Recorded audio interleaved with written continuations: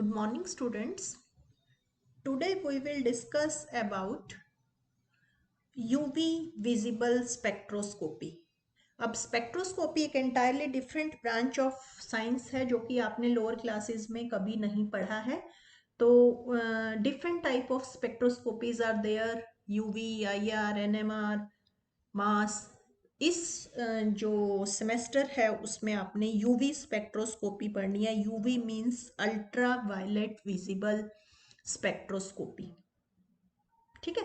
Now first of all, what is spectroscopy? Spectroscopy is the branch of science that deals with study of interaction of electromagnetic radiations with matter. Electromagnetic radiations जो है matter के ऊपर आपने electromagnetic radiations fall करनी है और उस matter के अंदर फिर जो चेंजेस होंगे वो आपने स्टडी करने हैं स्पेक्ट्रोस्कोपी के अंदर। ठीक है। तो जब आप मैटर के ऊपर इलेक्ट्रोमैग्नेटिक रेडिएशन फॉल करते हैं तो इलेक्ट्रोमैग्नेटिक रेडिएशंस जो हैं that can interact with matter in different ways में ये इंटरेक्ट करेगी मैटर के साथ। अभी आगे हम डिटेल में सारा पढ़ेंगे कि कैसे क्या इंटरेक्शन हो सकती हैं, किस किस टाइप के आपके एनर्जी लेवल्स चेंज हो सकते हैं, तो वो सारा हम करेंगे। तो first of all, electromagnetic radiations आपकी क्या होती हैं, कितने टाइप्स की, डिफरेंट टाइप्स की इलेक्ट्रोमैग्नेटिक रेडिएशन होती हैं, जैसे that can be cosmic rays, gamma rays, radio waves, X rays, infrared rays, visible radiation, ultraviolet radiation, microwaves. Different type of electromagnetic radiations are there. And what is the characteristics of these radiation? कि they travel with same velocity. इनकी जो velocity होती है that is equal to the light.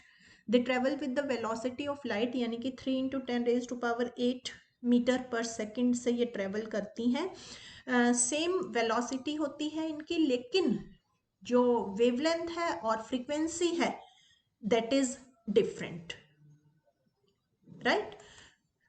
तो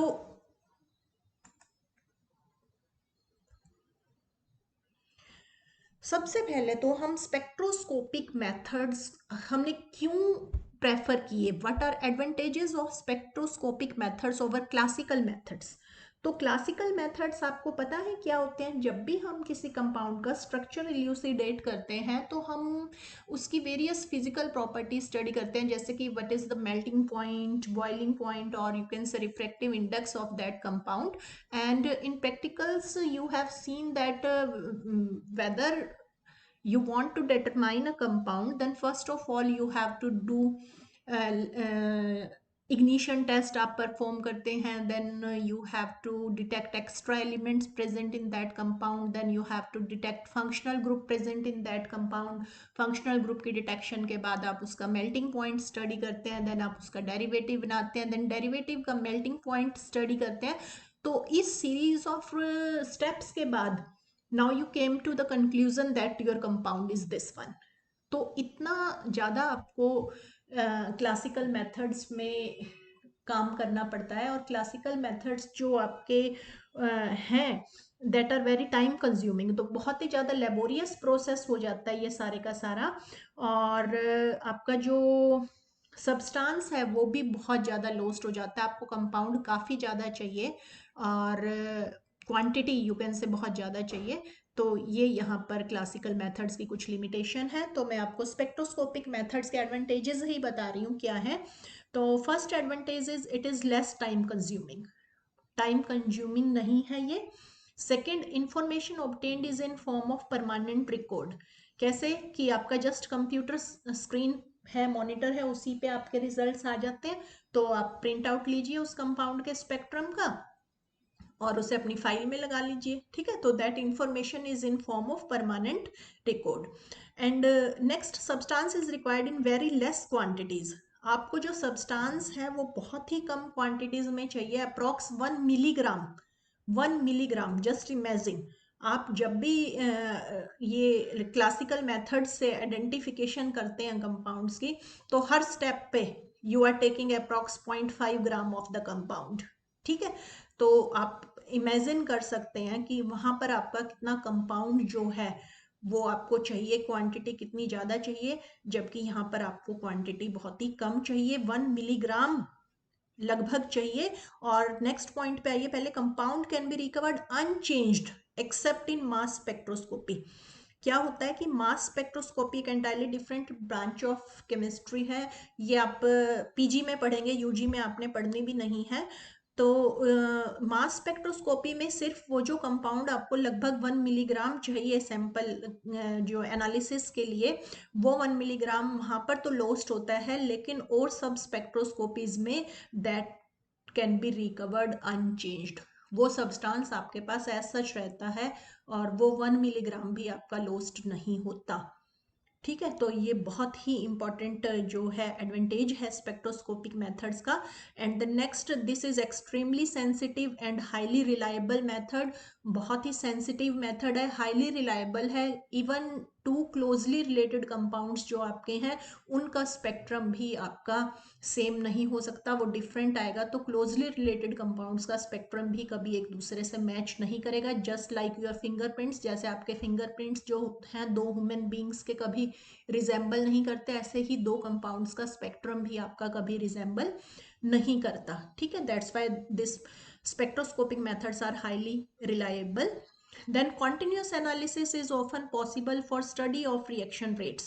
आप जो reaction का rates है, या you can say mechanism of a particular reaction, और you can say progress of a particular reaction, that can be studied by using spectroscopy. ठीक है, तो these are some of the major advantages of employing spectroscopic methods over your classical methods for structure determination, or you can say identification of substances, right? The next, सबसे पहले आपको electromagnetic radiation करनी है। What is electromagnetic radiation? तो name से ही पता चल रहा है, electro means electric and magnetic means magnetic, यानी कि the radiations that are associated with electric field and magnetic field.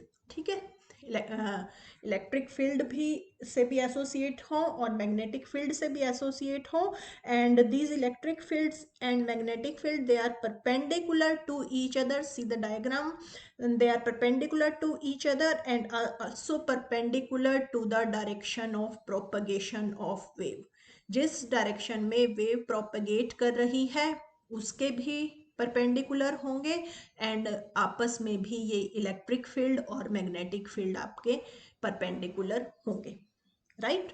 These electromagnetic radiation consist of discrete packets of energy which are called photons या quantums. Light के case में आप photons कहते हैं इनको। इनकी जो एनर्जी होती है वो फिक्स होती है, एंड दैट एनर्जी जो है that is directly proportional to frequency. अभी आगे करेंगे हम ये चीज। Then they do not require any medium for propagation. जो इलेक्ट्रोमैग्नेटिक रेडिएशंस हैं उनको प्रोपगेशन के लिए किसी मीडियम की जरूरत नहीं है। They can travel even through empty space, और you can say vacuum air. ठीक है, तो आपने देखा है लाइट आपके पास जो है सन से सीधी एम्प्टी स्पेस के थ्रू ट्रेवल करते हुए आपके पास अर्थ तक आती है। तो दे do not require any physical medium for their propagation. Then each type of electromagnetic radiation that has a dual nature, dual means wave nature as well as particle nature. Then there are some characteristics of electromagnetic radiation, कि आप electromagnetic radiations को किस किस form में आप describe कर सकते हैं। तो कुछ characteristics हैं जिसकी फॉर्म में आप electromagnetic waves को डिस्क्राइब कर सकते हैं। जैसे first, what is its frequency? तो फ्रीक्वेंसी जो होती है that is denoted by term nu, and what is frequency? It is defined as the number of waves passing through a point in 1 second. ठीक है, दैट्स वाई इसकी unit cycle per second भी होती है। And after the name of scientist hertz, scientist ने ये term coin की थी frequency, that's why this is unit of frequency is also hertz, hertz और cycles per second, right? Then second characteristics is जिसकी form जिस form में आप electromagnetic radiations को डिस्क्राइब कर सकते हैं, that is wavelength. Very important, from UV visible spectroscopy point of view, हम अपनी यूवी स्पेक्ट्रोस्कोपी में पूरी में वेवलेंथ की ही बात करेंगे। तो वेवलेंथ क्या होती है? It is the distance between two nearest parts of the wave in same phase. यानी कि आपका जैसे ये एक वेव मैंने बनाई है, तो ये अपर जो पॉइंट है मैक्सिमा, इसको हम क्रस्ट बोलते हैं, और ये जो लोअर है इसको हम ट्रफ बोलते हैं। तो यानी यू कैन से distance between two consecutive crust, or you can say distance between two consecutive troughs, that is known as wavelength and it is represented by lambda। ठीक है, तो डिस्टेंस बिटवीन टू क्रस्ट और to trough, और जो wavelength की unit रहेगी वो सारी जो डिस्टेंस की आपकी यूनिट होती हैं, जैसे कि मीटर, माइक्रोमीटर, नैनोमीटर, एंगस्ट्रॉम। इस पूरे चैप्टर में हम यूवी में बात करेंगे, जो यूनिट हम यूज करेंगे दैट इज नैनोमीटर। ठीक है, and I think you should know about nanometre. 1 nanometre is equal to 10⁻⁻⁹ metre. Then next is wave number. Wave number क्या होता है? It is reciprocal of wavelength. Wavelength का reciprocal है, यानी कि न्यू बार से हम इसको रिप्रेजेंट करते हैं, तो it is 1/λ। Nu bar equal to 1/λ। तो यानी कि it represents the number of waves per centimetre, that's why its unit is centimetre inverse. तो IR में हम सारी जो यूनिट यूज करेंगे that is in terms of centimetre inverse. Next sem में हम IR स्पेक्ट्रोस्कोपी पढ़ेंगे, यहाँ हम वेवलेंथ की बात करेंगे और यूनिट यूज करेंगे नैनोमीटर। तो वेव नंबर क्लियर है आपको? Reciprocal of wavelength represented by nu bar and unit is centimetre inverse. तो 3 हमने क्वांटिटीज पढ़ी, फ्रीक्वेंसी, वेवलेंथ एंड वेलोसिटी। तो वेलोसिटी, फ्रीक्वेंसी और वेवलेंथ के बीच में ये रिलेशन है C equal to nu lambda, where C is velocity of light, nu is frequency and lambda is wavelength. तो velocity is equal to frequency into wavelength. ठीक है, then when you are talking about any radiation, then that radiation is always associated with some energy. तो electromagnetic जो radiations होती हैं that are associated with discrete energy units, जिसको हम photons बोलते हैं इन केस ऑफ लाइट, और you can say quantums बोलते हैं। तो energy of this photon is directly proportional to frequency. तो E directly proportional to nu, और यू कैन से E equal to h nu, where h is Planck's constant and its value is 6.627 into 10⁻⁻34 joule second. और nu आप यहां से लिख सकते हैं, new is equal to C/λ। तो यानी कि E आपका हो गया hc/λ। तो energy is inversely proportional to wavelength. आप यहाँ पे देख रहे हैं एनर्जी जो है that is directly proportional to frequency, और you can say inversely proportional to wavelength. ये कंसेप्ट आपका बहुत ज़्यादा यूज होगा, energy is inversely proportional to wavelength. ठीक है, यानी कि जहाँ आपका कोई भी इलेक्ट्रोमैग्नेटिक रेडिएशंस है, अगर उसकी एनर्जी ज़्यादा है तो उसकी वेवलेंथ जो है वो कम होगी, and vice versa. right? So this was all about electromagnetic radiations. Next, what is electromagnetic spectrum? अब जितनी भी नॉन इलेक्ट्रोमैग्नेटिक रेडिएशंस हैं, अगर आप उनको अरेंज कर दें in form of increasing order of their wavelength, और वेवलेंथ अगर इंक्रीजिंग है तो you can say decreasing order of their frequency, then that is known as electromagnetic spectrum. तो देखिए ये आपका इलेक्ट्रोमैग्नेटिक स्पेक्ट्रम है, जितनी नॉन रेडिएशंस है हमने उसको अरेंज किया है इन terms of their increasing wavelength. यानी कि जब हम यहाँ से यहाँ मूव कर रहे हैं, देखिए वेवलेंथ का साइन, वेवलेंथ आपकी यहाँ से यहाँ बढ़ रही है, और फ्रीक्वेंसी की बात करें तो ऐसे आप मूव कर रहे हैं तो फ्रीक्वेंसी बढ़ रही है। तो यानी इलेक्ट्रोमैग्नेटिक स्पेक्ट्रम में you have to arrange the electromagnetic radiations in terms of increasing wavelength, or you can say decreasing frequency, right? तो आपको ये ऑर्डर लर्न करना है। आपकी कॉस्मिक और गामा रेज जो होती है उनकी वेवलेंथ आपकी सबसे कम होती है, देन उसके बाद आपकी आती हैं X rays, then ultraviolet rays, then visible rays, then infrared, then microwave and then radio waves. ठीक है, और ये जो विजिबल स्पेक्ट्रोस्कोपी होती है दैट वेरीज फ्रॉम 400 टू 750 और यू कैन से अप्रॉक्स 800 तक हम यूज करेंगे। तो 400 से 800 नैनोमीटर हमारा विजिबल रीजन होता है और यूवी रीजन जो हमारा होता है that is from 200 to 400 nanometre. यानी हम इस पूरे चैप्टर में इस रीजन की बात करेंगे, अल्ट्रावायलेट विजिबल रीजन, यानी कि 200 से लेके 800 नैनोमीटर तक, जिसमें से 200 से 400 आपका यूवी रीजन होगा और 400 से 800 नैनोमीटर आपका विजिबल रीजन होगा। तो विजिबल एंड यूवी दोनों की हमने इसमें बात करनी है। तो यूवी स्पेक्ट्रोस्कोपी में हम जो स्टडी करेंगे that is measurement of absorption of light in UV and visible region that is from 200 nanometer to 800 nanometer in case of UV visible spectroscopy, right? Then UV visible जब spectroscopy हमें पढ़नी होती है तो हमें कुछ लॉज पढ़ने हैं which affect the absorption of light, कि लाइट की एब्जॉर्प्शन जो है किस फैक्टर्स पे डिपेंड करती है। तो कुछ लॉज हमने पढ़ने हैं। First one is Lambert law.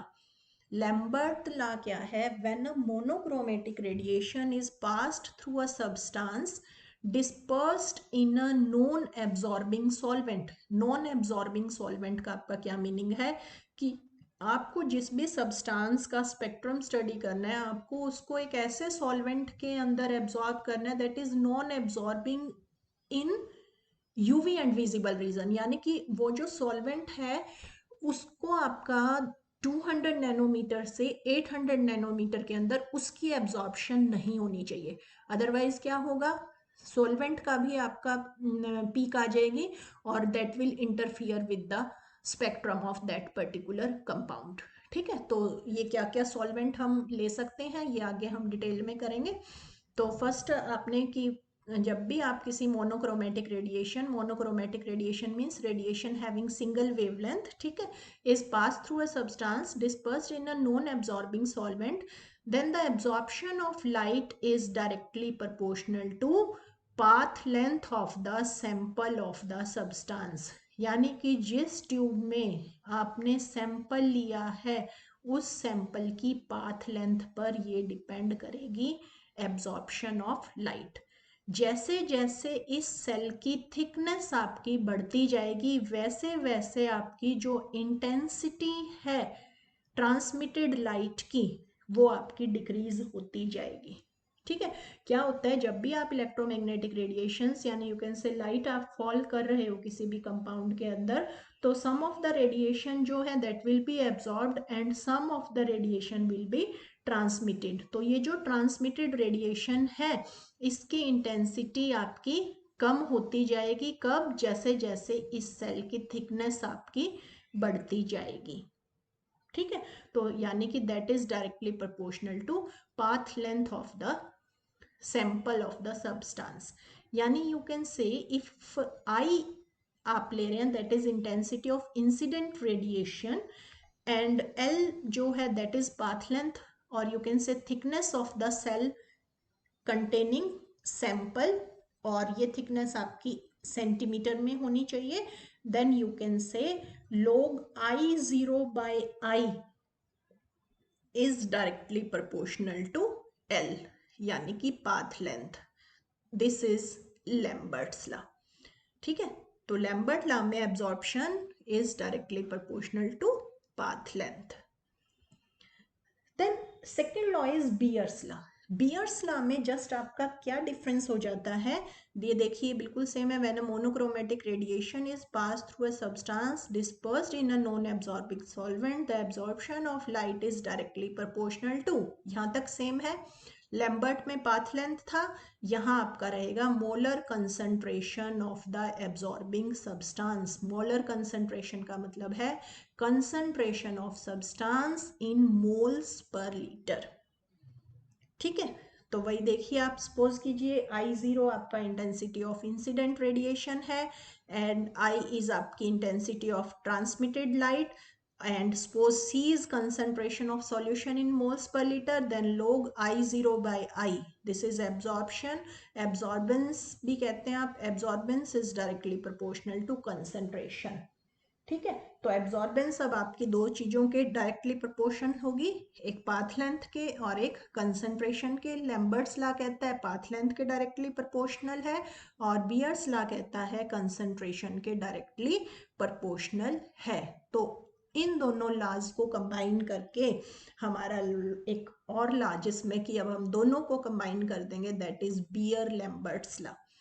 तो बियर लैम्बर्ट्स लॉ क्या कहता है कि जो एब्जॉर्प्शन है that is directly proportional to, अब दोनों चीजें लिख देंगे आप, concentration of absorbing substance as well as path length of the cell containing sample. तो log I0 by I, this is absorbance, जिसको हम A से भी लिखते हैं. तो absorbance is directly proportional to Cl. Proportionality का कांस्टेंट साइन हटाएंगे तो कोई कांस्टेंट आएगा, that is epsilon. This epsilon is known as molar absorptivity और मोलर एक्सटिंक्शन कोफिशिएंट, और you can say simply extinction coefficient. तो आप मोलर एब्जॉर्प्टिविटी वर्ड यूज करें, एक्सटिंक्शन कोफिशिएंट यूज करें, या आप मोलर एक्सटिंक्शन कोफिशिएंट यूज करें, एक ही बात है, दिस इज एप्सिलॉन. तो आपका ओवरऑल रिलेशन बन गया A is equal to epsilon Cl. ठीक है, तो log I0 by I is absorbance, और इसको आप समटाइम्स ऑप्टिकल डेंसिटी भी बोलते हैं.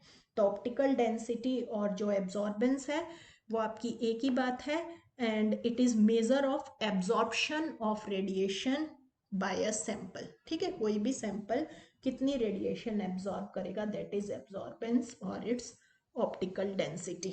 तो आपका फाइनल रिलेशन हो गया A is equal to epsilon Cl, where A आपको पता चल गया, एब्जॉर्बेंस, एप्सिलॉन मोलर एब्जॉर्प्टिविटी या molar extinction coefficient, C is concentration of the sample in moles per liter, and L is path length of the sample in centimeter. ठीक है, तो ये जो मोलर एब्जॉर्प्टिविटी की वैल्यू है that is constant for a particular material at a particular wavelength. ठीक है, किसी एक पर्टिकुलर वेवलेंथ पर किसी एक पर्टिकुलर मटेरियल की जो एप्सिलॉन की वैल्यू होती है दैट इज सेम. ठीक है, तो अब एप्सिलॉन आपकी कांस्टेंट है, पाथ लेंथ कांस्टेंट है. जब भी हम सैंपल स्टडी कर रहे हैं डिफरेंट कंसंट्रेशन पर, तो एक ही हम सैंपल ट्यूब यूज करेंगे, सैंपल सेल जिसको आप बोलते हैं, क्यूवेट भी बोलते हैं, तो उसकी लेंथ जो पाथ लेंथ है वो सेम होगी, इधर आप 10 सेंटीमीटर की लें, 5 सेंटीमीटर की लें. तो यानी कि absorbance is directly proportional to concentration, जिसको कि आप इन फॉर्म ऑफ कि अगर आप absorbance versus concentration graph plot करेंगे, तो जैसे जैसे आपकी कंसंट्रेशन बढ़ती जाएगी वैसे वैसे आपकी एब्जॉर्बेंस भी बढ़ती जाएगी, and you will get a linear curve. Right, तो this is Beer's Lambert's law. अब ये जो मोलर एब्जॉर्प्टिविटी होती है, ये मोलर एब्जॉर्प्टिविटी की वैल्यू जो है that is from 0 to 10 raised to power 6. ठीक है, कोई यूनिट हम इसकी यूज नहीं करते, it is simply a number.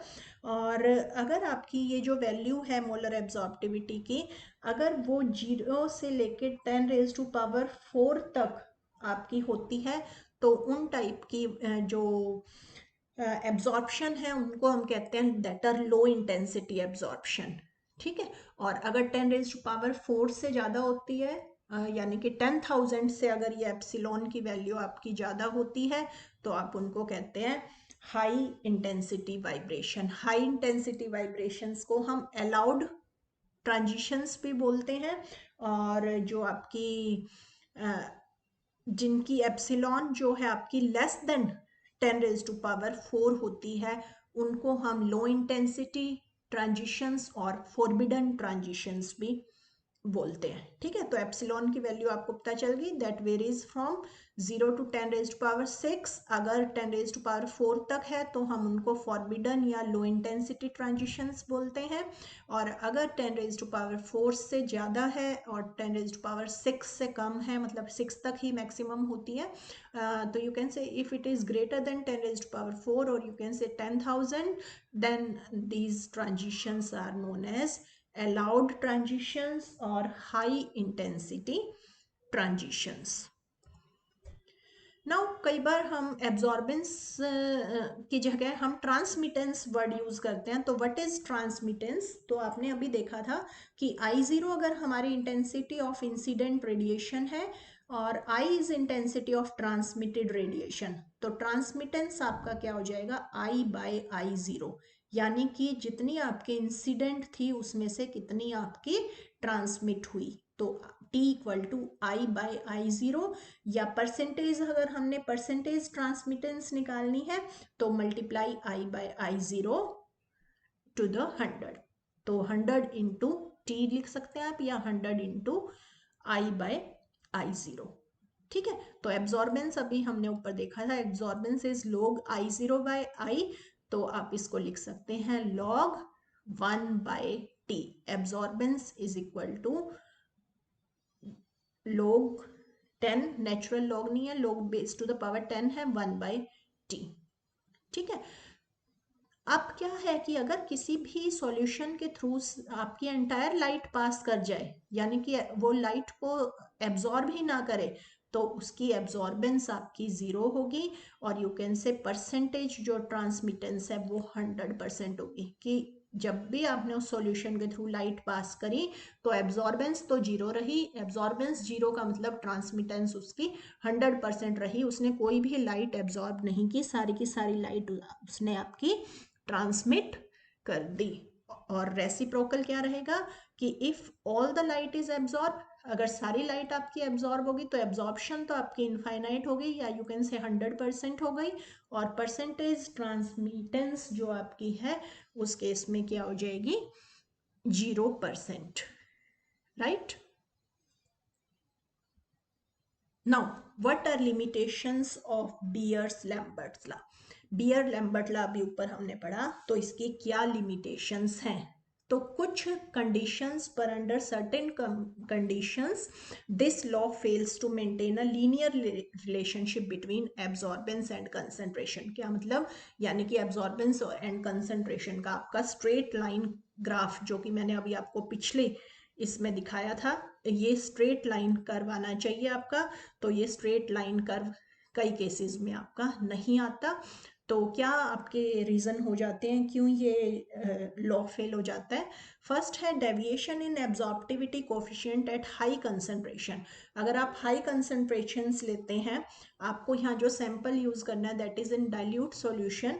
अगर आप हाई कंसंट्रेशन लेते हैं तो एप्सिलॉन की वैल्यू जो है वो डेविएट हो जाती है due to electrostatic interaction between molecules in close proximity. Concentration ज़्यादा होगी तो molecules will be in close proximity to each other, तो इलेक्ट्रोस्टैटिक इंटरेक्शंस उससे ज़्यादा हो जाएंगी, जिससे कि आपकी एप्सिलॉन की वैल्यू डेविएट हो जाएगी, और आपका जो ग्राफ है वो लीनियर रिलेशनशिप शो नहीं करेगा। सेकंड, समटाइम्स जो सैंपल के अंदर पार्टिकल्स प्रेजेंट है, दे स्कैटर लाइट, उस केस में आपका लैम्बर्ट बियर्स लॉ जो है वो फेल हो जाता है। And third main factor, there is chemical deviation due to different structural forms of a sample under investigation. जैसे कि सपोज करो आप यूवी स्पेक्ट्रम स्टडी कर रहे हैं जहाँ पर एक कंपाउंड के डिफरेंट स्ट्रक्चरल फॉर्म्स प्रेजेंट हैं that are in equilibrium to each other, जैसे कि आपने टोटोमर्स पढ़े हुए हैं। If you are studying keto enol tautomers, keto enol tautomers में टोटोमेरिज्म होती है, हाइड्रोजन आयन, हाइड्रोजन जो है आपके उसकी पोजीशन डिफरेंट होती है, जिसकी वजह से आपके दो आइसोमर्स बन जाते हैं, एक कीटो फॉर्म और एक इनोल फॉर्म। तो अगर आपकी वो कीटो और इनोल फॉर्म प्रेजेंट है तो उस केस में दिस लॉ जो है दैट इज नॉट ओबेड। ठीक है, तो जहाँ पर आपकी डिफरेंट स्ट्रक्चरल फॉर्म्स हो जाए, या आप ये कह सकते हैं इन दैट केसेस आल्सो कि जहाँ पर आपका सैंपल जो है वो सॉल्वेंट के साथ इंटरेक्ट करके कुछ और कंपाउंड बना दे, कोई और कॉम्प्लेक्स बना दे, तो उस केसेस में ये लैम्बर्ट बियर लॉ जो है ओबे नहीं होते। ठीक है, तो this is some of the limitations of Lambert Beer's law, right. तो आज जो है हमने बेसिक आपको स्पेक्ट्रोस्कोपी का बताया कि क्या स्पेक्ट्रोस्कोपी है, what are advantages of spectroscopic method, what is electromagnetic radiation, what is electromagnetic spectrum, and what are different absorption laws. ठीक है, तो ये हमने डिस्कस किए। नेक्स्ट वीडियो लेक्चर में हम अपना यूवी स्पेक्ट्रोस्कोपी का जो प्रिंसिपल है कि किस प्रिंसिपल पर आपकी स्पेक्ट्रोस्कोपी आपकी बेस्ड है, तो वो हम डिस्कस करेंगे। तो thanks student for watching the video, thank you.